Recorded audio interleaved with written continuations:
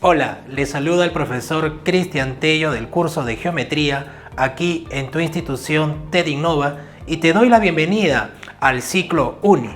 Como mencionamos, el curso que vamos a desarrollar es el curso de Geometría, un curso muy importante que viene una cantidad bastante numerosa de preguntas en el examen de admisión a la Universidad Nacional de Ingeniería y partiremos definiendo de qué trata nuestro curso, por supuesto. Según la definición acerca de nuestro curso, es una rama de las matemáticas, porque sabemos que las matemáticas se dividen en 4: aritmética, álgebra, geometría y trigonometría. Entonces, es una rama de las matemáticas que tiene por objetivo ¿qué? Hacer mediciones. Así es, mediciones. Y sobre todo, estudia las relaciones que van a existir en las diversas figuras geométricas que sean campo de nuestro estudio, sean bien que éstas estén en el plano o estén en el espacio. Entonces, todo lo relacionado a figuras geométricas, su relación y propiedades y mediciones están asociados a la geometría. Entonces, veamos qué aplicaciones tenemos. Dentro de esta definición vamos a hacer énfasis nuevamente en que la geometría es una poderosa herramienta de cálculo para medir todo tipo de situaciones geométricas que nosotros querramos, como por ejemplo, medir longitudes, podemos medir también ángulos, por supuesto, podemos medir perímetros, que son los contornos de una determinada figura, se puede medir también su superficie, es lo que llamamos el área, y en el caso de las figuras del espacio podemos medir sus volúmenes. Y así hay muchas más cosas que podemos utilizar y medir cuando estudiemos geometría. En ese aspecto podemos resolver nosotros problemas de situaciones geométricas en la vida real. Por supuesto, es cotidiano en nosotros encontrarnos con diversas situaciones geométricas por donde caminemos, por donde estemos. Siempre hay figuras con un entorno geométrico. Así que nosotros podemos resolver ya en el campo profesional, cuando estudiemos una carrera universitaria como la ingeniería o la arquitectura específicamente, vamos a utilizar a menudo la geometría. Por ejemplo, cuando se quiera hacer el diseño de un plano de una casa, ahí entra la geometría en una verdadera dimensión. Cuando se quiera hacer la estructura de un puente, interesante, la geometría interviene en ese aspecto a mayor detalle y profundidad. Y así podemos seguir encontrando situaciones como, por ejemplo, otro detalle más son las herramientas de corte. Cuando uno entra a una maquinaria puede encontrar que tiene pues diversas piezas, ¿no? Y esas piezas han tenido que ser cortadas. Se pueden utilizar diversas operaciones, ¿no? Como el tornado, entre otras, donde el estudio de la geometría va a ser importante para encontrar la precisión del corte. Y así podemos seguir dando muchos más ejemplos de diversas situaciones geométricas. Y en esas situaciones geométricas, muy importante para nosotros, es el cálculo ahora, lo que se sabe de los máximos y los mínimos. Ojo chicos que en el examen de admisión muchas preguntas vienen en ese sentido. ¿Cómo calcular máximos y mínimos? Hay diversas herramientas, ¿no? Generalmente se estudian, digamos, herramientas de cálculo universitario, pero a nivel de academia podemos utilizar otras opciones. Como por ejemplo, cuando tenemos figuras que tienen un mismo volumen, ¿no es cierto?, de todas las posiciones o diversas formas que puede adoptar, ¿sabían que la esfera es la superficie de menor área?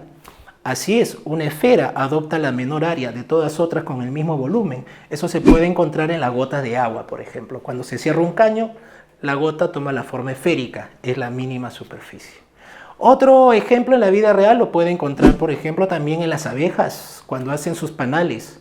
Cuando ellos quieren producir la mayor cantidad de miel, no lo hacen los panales con formas cuadradas, lo hacen con formas hexagonales, porque ellas tienen ese instinto matemático que saben que el hexágono adopta una mayor superficie y podrán concentrar una mayor cantidad de miel.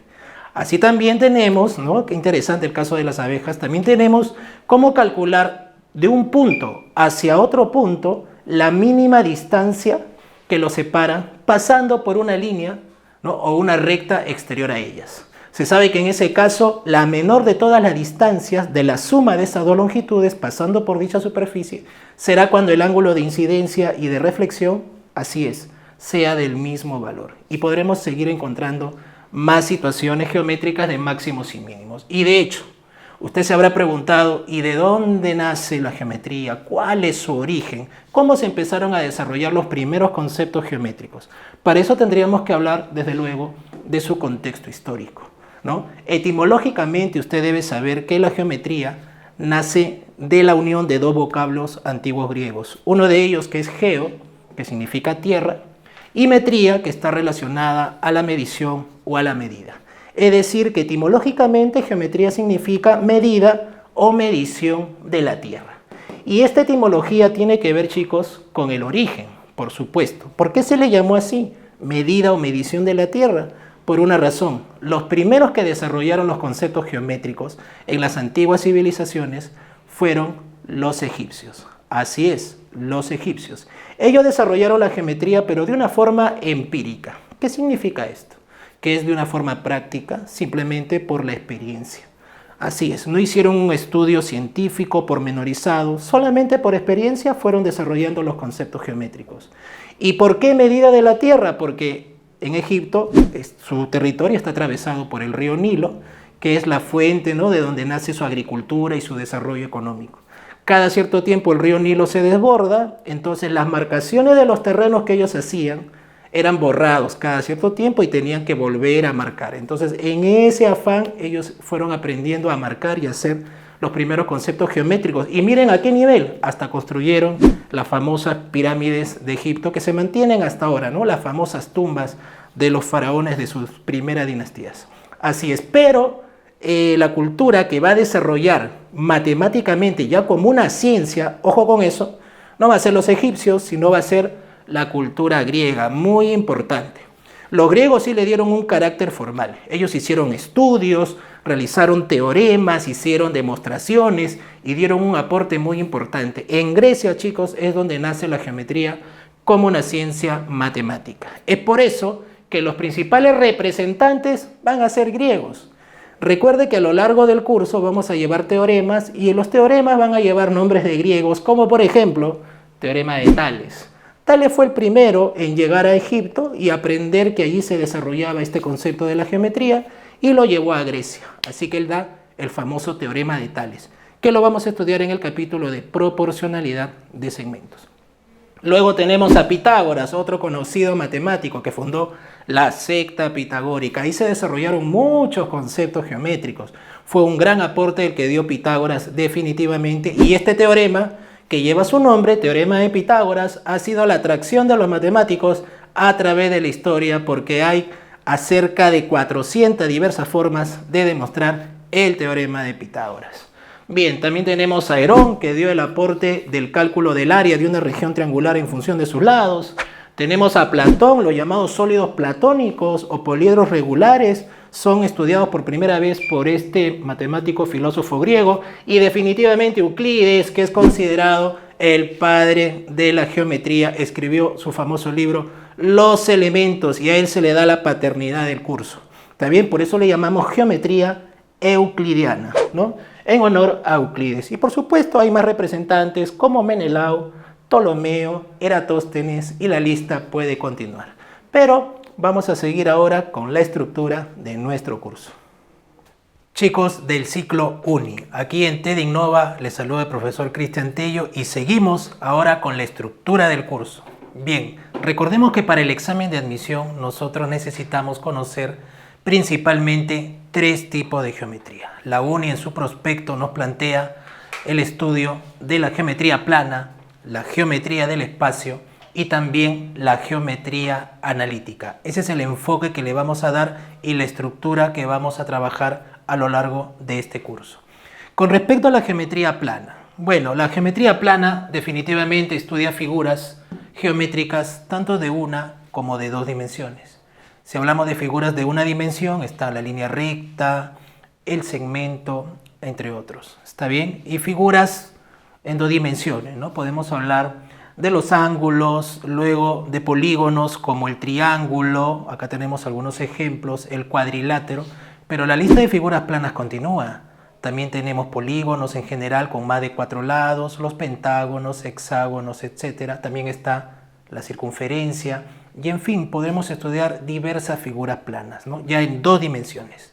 Pero si vamos al estudio de figuras en 3 dimensiones, es decir, las llamadas figuras geométricas en 3D, los conocidos sólidos geométricos, estaríamos hablando del caso de la geometría del espacio. Ahí tenemos diversas figuras, como por ejemplo, tenemos el prisma, también tenemos el cono, pero desde luego encontraremos más figuras del espacio, como por ejemplo la pirámide, también tenemos las esferas, los sólidos de revolución, los cilindros, entre otros. Entonces ahí también hay un campo diverso en el cual vamos a estudiar. Y la tercera geometría, que es la geometría analítica, muy importante, en especial para los primeros ciclos de la universidad. En la uni, los primeros ciclos, full geometría analítica, pero también combinado con vectores. De eso ya vamos a hablar. En la geometría analítica estaríamos trabajando con un nuevo sistema, el llamado sistema del plano cartesiano. Estos 2 ejes perpendiculares XY, que fue desarrollado por primera vez por el matemático y filósofo francés René Descartes. Por eso es que lleva el nombre de plano cartesiano, en honor a René Descartes. ¿Está bien?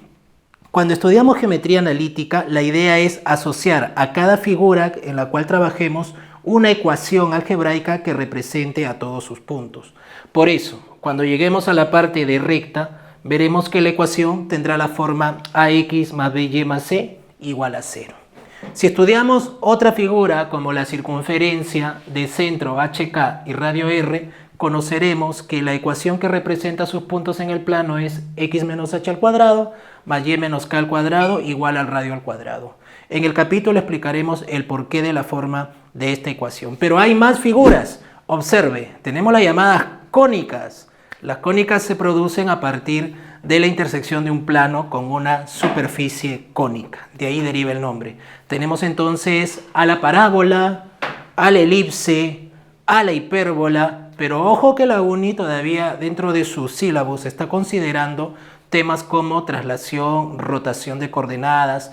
También incluso en sus pruebas de admisión está planteando lo que se llaman las coordenadas polares, y de ello también hablaremos cuando estudiemos esta parte de la geometría en nuestro curso. ¿Está bien? Pero definitivamente, dependiendo de la carrera a la cual usted se dirija, el tipo de ingeniería que estudia dentro de la uni, se encontrará, créalo, con otro tipo de geometrías. Es cierto. Solo por mencionar algunas, porque la lista es extensa, podemos decir que puede trabajar con las geometrías no euclidianas, aquellas que niegan a Euclides, es decir, que trabajan con figuras ya no de líneas rectas, sino de líneas curvas, triángulos con lados curvos. Allí los principales representantes son Lobachevsky y Riemann.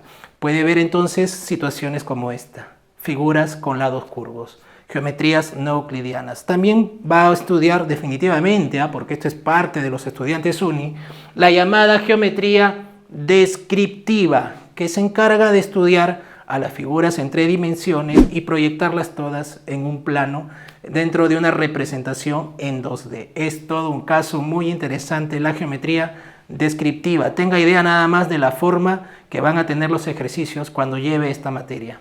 Y bueno, puede encontrar geometrías fractales, es decir, figuras con dimensiones fraccionarias, ya no enteras. Ahí uno de los principales representantes es Mandelbrot, cuya figura la podríamos apreciar en este momento. Muy interesante, ¿verdad? Y tiene también geometrías combinadas con vectores. Las geometrías vectoriales, puede agregarle hiperbólicas, elípticas y en fin, el espectro de la geometría es muy, pero muy amplio. Pero ya sabe, acá en el examen de admisión nuestro propósito es estudiar geometría plana, geometría del espacio y geometría analítica. Ese será nuestro campo de estudio y la estructura que tendremos en nuestro curso. Como recomendaciones finales, muchachos, para el ciclo uni, recordar que la geometría no es un curso aislado dentro de la matemática, forma parte de la matemática y de hecho está asociado a otros cursos, principalmente la trigonometría. Es una materia muy afín a la geometría, entonces es muy importante saber relacionar ambos cursos. Se pueden resolver ejercicios de geometría por trigonometría y viceversa. También está asociado definitivamente a otros cursos de la matemática, como el álgebra, pero también con las ciencias, ¿no? Cuando uno estudia física, por ejemplo, la decomposición de los vectores, las figuras geométricas que se analizan, las tensiones, los diseños o los diagramas del cuerpo libre, hay mucha afinidad y conexión de la geometría, está involucrado con cursos de matemática y de ciencia. Con respecto al examen de admisión, lo importante es lo siguiente, recordar que en el curso de geometría, la UNI pregunta, pues generalmente, vea las preguntas por la estadística, la mayoría de preguntas vienen en texto. Es un detalle importante, no siempre le va a venir un gráfico.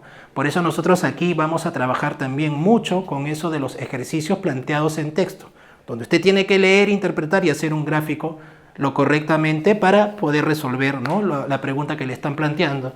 Y de hecho, los problemas teóricos, esos que nunca faltan en examen de admisión UNI, los verdadero o falso, o indicar cuál de las alternativas es correcta e incorrecta.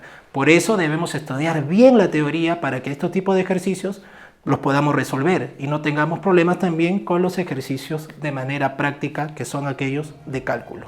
Y bueno, finalizando entonces nuestro curso de geometría en esta presentación, recordarles que acá en la plataforma de TED Innova tiene todo un material y unas herramientas poderosas que a usted le va a servir en su formación académica. Debe aprovechar todos los tutoriales, todos los videos, tanto de aspecto teórico, la serie de ejercicios, las prácticas que se proponen, las evaluaciones. Es decir, acá hay un trabajo pormenorizado dedicado precisamente a que usted desarrolle su talento académico de la mejor manera posible, ¿no? Estamos buscando la optimización y, por supuesto, ese conocimiento trasciende y lo encontrará definitivamente en TED Innova. El profesor Cristian Tello se despide esperando que nos acompañe a lo largo de este curso UNI. Nos vemos.